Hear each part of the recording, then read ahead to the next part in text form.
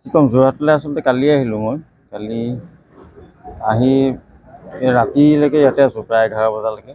আজিও আহিছোঁ।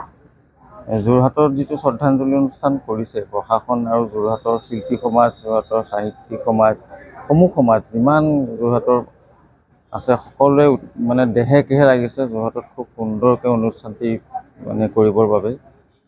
খুব ভাল লাগিছে। বিহুতে কৰি গৈছোঁ। তাকেতো আচলতে সেইবিলাক কথা ক'লে পটককৈ শেষ নহ'ব।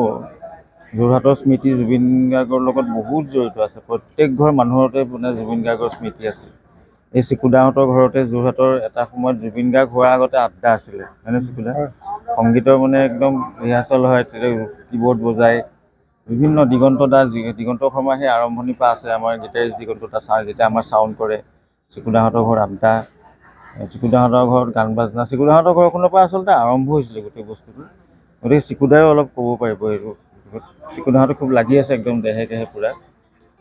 যোৰহাটৰ অনুষ্ঠানটো খুব সুকলমে হৈ যাওক। বাকী জুবিন গাৰ্গৰ মই কৈয়ে আহিছোঁ যে মহান আত্মা, পুণ্য আত্মা আছিলে।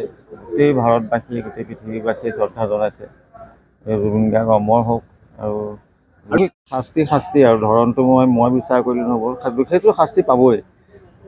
যিহেতু আমাৰ সকলোৰে ওপৰত আস্থা আছে, ন্যায়ালয়ৰ ওপৰত আস্থা আছে, আৰু চৰকাৰখনেও উঠি পৰি লাগিছে। আপোনালোকে নিজে দেখিছে যে দাহনৰ মানে মৰিশালি যিদিনাখন জুবিন গাৰ্গক জ্বলাই দিয়া হ'ল, তাৰ পিছৰ পৰাই লগে লগে উঠি পৰি লাগিছে। মুখ্যমন্ত্ৰী মহোদয় তেখেতে নিজেও যথেষ্টখিনি কথা কৈছে।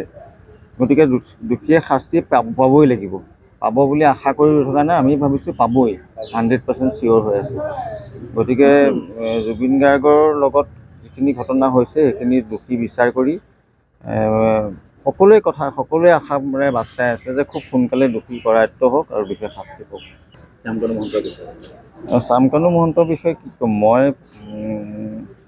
বিষয়ে ক'বলৈ যদি তেওঁ দোষী হিচাপে স্বীকৃত হয়, তেওঁ শাস্তি পাব লাগিব। শ্যামকানু মহন্ত বুলি কোনোবা এজনৰ যে সাৰি যাব পাৰিব তেওঁৰ কথা নহয়। যদি শ্যামকানু মহন্ত দোষী হিচাপে ওলায় আৰু নেগলিজেঞ্চি আছে, সেইটো এটা ক্ৰাইম।